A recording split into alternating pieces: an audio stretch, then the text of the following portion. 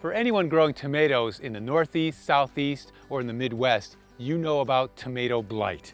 Now, tomato blight is kind of a big term, but actually it could be a number of different diseases that will attack the foliage of tomato plants. It could be septoria leaf spot, early blight, late blight, or even bacterial speck. The signs are very similar for a lot of these. They start out as little spots on the leaves, they slowly expand, turning the leaf yellow, and eventually the leaf will just die. Now, if you get this disease early in the season, it could spread throughout the plant and you really cut back on production. Spores from a lot of these diseases lie in the soil. So if you can actually create a barrier between the soil and the plant, what will happen is that when it rains, those spores won't splash up onto those bottom leaves and get the disease started.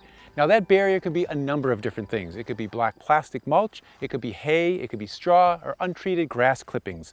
The idea is to create a little bit of a barrier so when it rains, you don't get that splashing, and that'll slow the onset of the disease. You probably will still get it, but not as bad. Now, you can use some sprays. There's certainly copper sprays, and there's one that I really like. It's called Serenade. It's actually a bacteria. Bacillus subtilis, and it fights the fungus that causes a lot of these blights.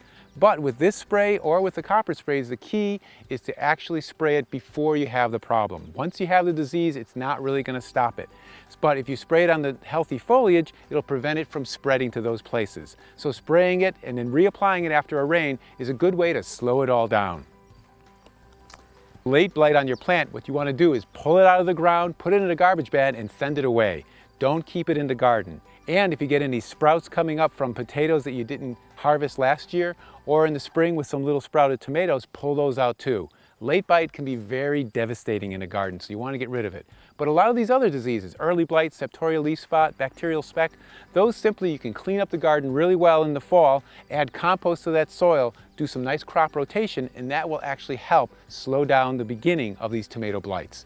So using disease-resistant varieties and doing some cultural sanitation around the plants are good ways to get great tomato crops without losing a lot of it to blight.